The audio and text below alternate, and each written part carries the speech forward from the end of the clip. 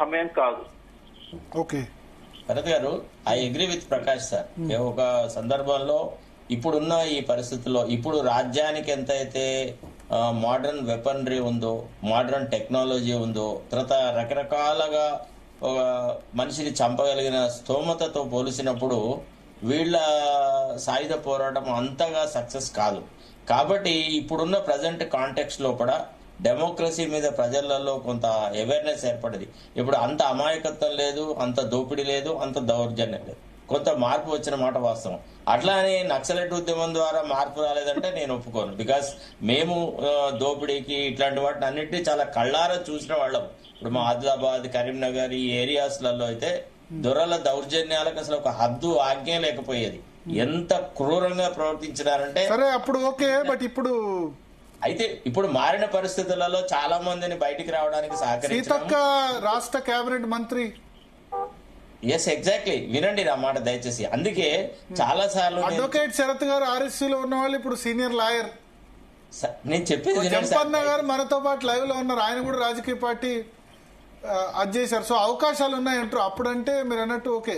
Exactly, అందుకే నేను చాలా సార్లు ఆఫర్ చేస్తున్నాను ఏమని, as a lawyer I will afford my services to them whoever wants to come over ground. వాళ్ళు రాగలిగితే, రాదలుచుకుంటే మాకున్నటువంటి సంబంధాలు. In fact when I was appointed as a government pleader, నాకు అప్పటి అడ్వకేట్ జనరల్ నా మీద ఈ ఆరోపణే చేసినాడు, ఈజ్ రాడికల్, ఇతనికి ఐడియాలజీ ఉంది, ఇతను ఎట్లా హోమ్ డిపార్ట్మెంట్ డీల్ చేస్తాడు, అది ఇదని రకరకాల వాదనలు వచ్చినా the department trusted me. I was special government pleader for home department for 7.5 years. నేను అనేది ఏమంటే మార్పులకు లోనవ్వాలి, ప్రజాస్వామ్య హక్కుల పట్ల కొంత గౌరవం కలిగి ఉండాలి, రూల్ ఆఫ్ లాకి మనం ప్రాధాన్యత ఇవ్వాలి, పోలీసులకు కూడా కొంత ఆలోచన చేయాలి. ఇప్పుడు ఈ అంటే అందరినీ మట్టు పెడతాము, లేకుండానే చేస్తాము, ఒక టార్గెట్ పెట్టుకొని కొన్ని వేల మందిని చంపుతాం, వందల మందిని చంపుతాం అనేటువంటి ఆలోచన ధోరణి మాత్రం ప్రజాస్వామ్యానికి సరిపడదు. దాన్ని ఎవ్వరు right minded citizen will never support such a cause.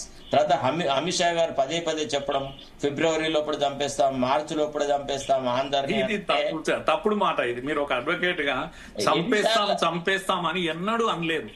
Date లోపల మట్టు కూడా అనలేదు. ఆ డేట్ లోపల మీరు దుర్మార్గంగా మాట్లాడకండి సార్. మీరు ఒక పొజిషన్ లో ఉన్నారు, పెద్దలు మీరు. ఆయన డేట్ ఈ తేదీ లోపల ఈ దేశంలో నక్సలిజం లేకుండా చూస్తాం, నక్సలిజాన్ని రూపుమాపుతాం, నక్సలిజం చంపేస్తాం అన్నట్టుగా చెప్తున్నారు. మీరు అలా మాట్లాడొద్దు సార్. చంపేస్తాం, రూపుమాపుతాం, చేస్తాం. లేని దాన్ని ప్రజల నోట్లో పెట్టడం ఉంది చూడండి. మాట తీసుకోవచ్చు. మీరు ఒక లాయర్ గా అట్లా మాట్లాడారు. మీరు ఇద్దరు మేధావులే. మీరు అట్లా మాట్లాడు. మీరు చాలా బాగా మాట్లాడారు. ఇప్పుడు ఈ ప్రకాష్ అన్న కూడా మాట్లాడారు. ఆయన కూడా సింపథైజరే కదా, చాలా బాగా మాట్లాడారు. కరెక్ట్, ఇది సరెండర్ కావాలి, తుపాకులు వదలాలి, ఇవన్నీ విషయాలు వారు కూడా చెప్పారు. వారు కూడా మీకన్నా పెద్ద సింపథైజరే కదా. మనం మేధావులు సరిగ్గా కూర్చొని మాట్లాడుకునేటప్పుడు ఇలాంటి మాట్లాడలేదు. ఇప్పుడు నేను అడిగే ఒక ప్రశ్నకు సమాధానం చెప్పండి సార్. హోంమంత్రిగా అలా మాట్లాడతారా అండి? అసహనంగా పోతున్నారు మీరు. నేను అడిగే ఒక ప్రశ్న చెప్పండి. ఒక రోడ్డు మీద ఒక అన్ఐడెంటిఫైడ్ డెడ్ బాడీ దొరుకుతుంది, పోలీసులకి ఏం చేస్తారు? Will they book case or not? చెప్పండి. అట్లాంటిది ఒక సజీవంగా ఉన్న మనిషిని తీసుకొని పోయి చంపిన తర్వాత ఒక్క కేసు లేదు ఇప్పటివరకు ఎన్కౌంటర్ మీద ఉందా? సుప్రీంకోర్టు సూత్రీకరించింది గతంలో ఏమని, those who are involved in the encounter must be tried for offence of 302 అని అన్నారు. దాని తర్వాత సుప్రీంకోర్టులో మార్పు చేసినారు.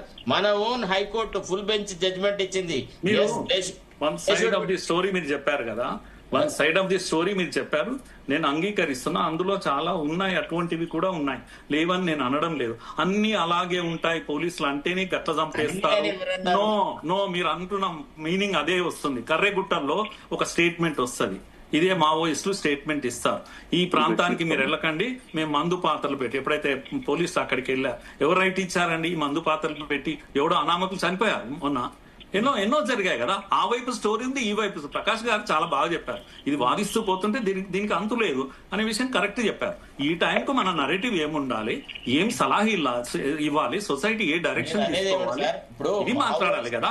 మావోయిస్టులను మార్చి వరకు రూపమాపుతాననే ప్రభుత్వము అదే ఉదార సభ రోజు వరకు ఎవరెవరు బయటికి వస్తారో వాళ్ళందరినీ మేము క్షమిస్తాము, వాళ్లకు సార్ మీరు సరెండర్ పాలసీని చదవండి.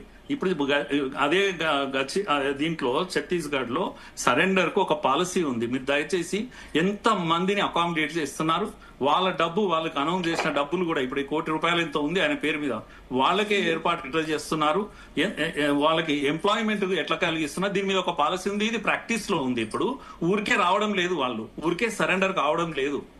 మీరు ఆ డెవలప్మెంట్ యొక్క ప్రాసెస్ ను చూడండి. నేను ఊరికే చెప్పలేదు, ఒకటే మాట చెప్పాను, ఏది ఎర్ర బస్సును మొదటిసారి చూస్తున్న గ్రామాలు అని.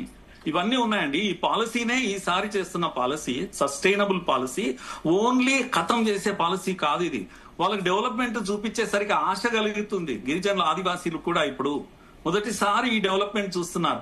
మొదటిసారి స్కూల్స్ రన్ అవుతున్నాయి, కొన్ని వేల స్కూళ్లు ప్రారంభమైనాయి, ఎన్నో ఎన్జిఓస్ వచ్చి అక్కడ స్కూల్స్ నడుపుతున్నారు. మరి 4 అక్షరాలు చెప్పిన పాపాన పోలేదు కదా ఈ నక్సలైట్లు. ఎప్పుడు ఒక హాస్పిటల్ కట్టిన ఉన్న హాస్పిటల్ ధ్వంసం చేయరు, 300 స్కూల్స్ పేల్చేస్తే ఎక్కడ పోవాలి మరి? ఇది ఎవరు అడగాలి వీళ్ళ గురించి, ఆదివాసీల గురించి? మళ్ళీ దానికి ఒక పుక్కటి పురాణం ఏం చెప్తారంటే కింద ఖనిజాలు ఉన్నాయి, ఇవన్నీకి అంబానికి అదానికి ఇవ్వనికి. ఏం నరేటివ్ ఇది? పిచ్చి నరేటివ్ కాకపోతే ఎందుకు సార్ మనం అంతా మేధావులము? ఎన్నిసార్లు ఈ భ్రమంలో ఉందా మనము? మీరే మేధావి సార్, అందుకే అంటున్నాను. నేనైతే సార్ ఈ taking the law into their hands and killing one side story, one side. Sharath గారు